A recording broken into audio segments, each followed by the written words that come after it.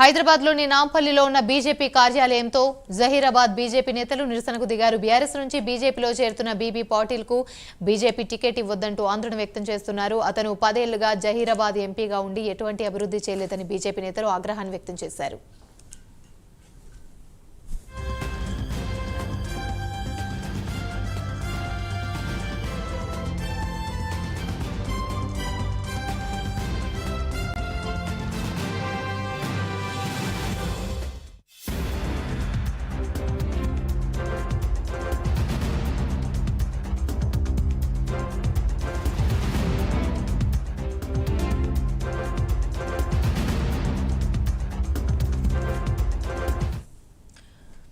హైదరాబాద్లోని నాంపల్లిలో ఉన్న బీజేపీ కార్యాలయంలో జహీరాబాద్ బీజేపీ నేతలు నిరసనకు దిగారు. బీఆర్ఎస్ నుంచి బీజేపీలో చేరుతున్న బీబీ పాటిల్కు బీజేపీ టికెట్ ఇవ్వొద్దంటూ ఆందోళన వ్యక్తం చేస్తున్నారు.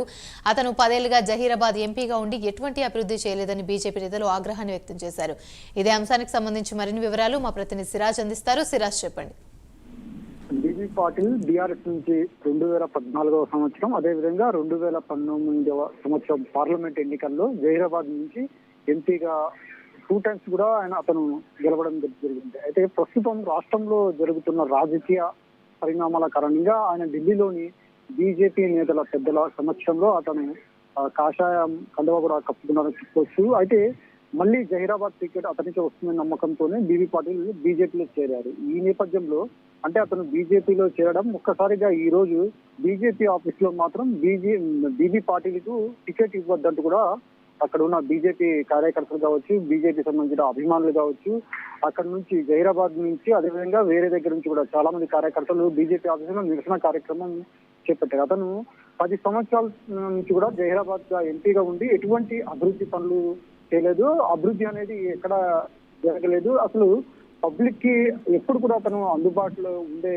వ్యక్తి కూడా కాదు. అంతేకాకుండా సామాన్య ప్రజలు అతనికి కలవాలంటే రోజుల తరబడి వెయిట్ చేయాల్సిన పరిస్థితి, అసలు ఏ రోజు కూడా పబ్లిక్ కలవలేని పరిస్థితి. అతనికి ఆ బీజేపీ నుంచి అతనికి ఆ టికెట్ ఇవ్వద్దంటూ కూడా ప్రధానంగా కార్యకర్తలు నిరసన కార్యక్రమం చేపట్టారు. అంతేకాకుండా ప్లాకార్డులతో వాళ్ళు నిరసన కార్యక్రమం చేపట్టారు. ఒకవేళ అతనికి టికెట్ ఇస్తే మాత్రం నిరసన కార్యక్రమం ఉధృతం చేస్తామంటూ కూడా వాళ్ళు ప్రధానంగా హెచ్చరికలు కూడా చేశారని చెప్పుకోవచ్చు. ఆమెని రైట్, థ్యాంక్ యూ.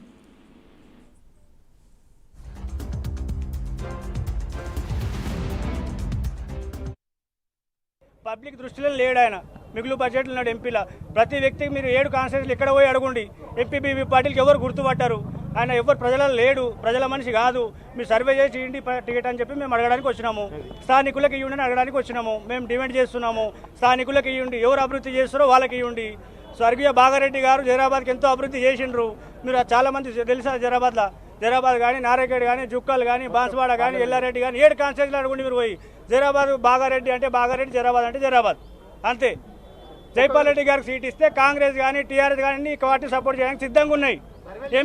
సర్వేలు చేయండి మీరు. ఎంపీ బీబీ పార్టీకి ఇస్తే కాంగ్రెస్ పార్టీ సపోర్ట్ చేయదు, టీఆర్ఎస్ పార్టీ సపోర్ట్ చేయదు, బీజేపీ మాత్రం 3rd ప్లేస్లోకి పోయేది పక్కా, ఇదైతే ఖచ్చితం.